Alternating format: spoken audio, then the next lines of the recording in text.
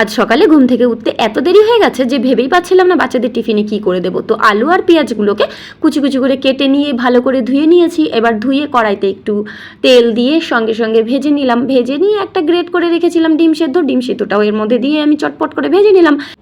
এরপর এই সব কিছু ভাজা হয়ে গেলে এবার আমি দিয়ে দিচ্ছি এখানে কাঁচা সুজি।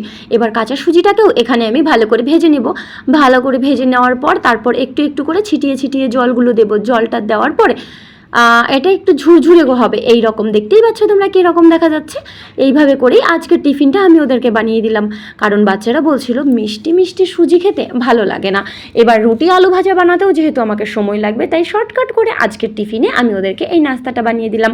তো কেমন হয়েছে তোমরা অবশ্যই বাড়িতে ট্রাই করে আমাকে জানিও। তবে এই খাবারটা বাচ্চারা স্কুল থেকে এসে বলছিল মা টিফিনটা যদি একটু গরম গরম হতো না ভালো হতো, কিন্তু কী করা যাবে, ওদের টিফিনে করে যখন দিয়ে দিয়েছি ওদের খেতে খেতে ঠান্ডা হয়ে গিয়েছে, যদিও অতটা ভালো লাগেনি। তবে গরম গরম যখন বড় মেয়ে খাচ্ছিল তখন আমাকে বলছিল মা দারুণ টেস্টি হয়েছে।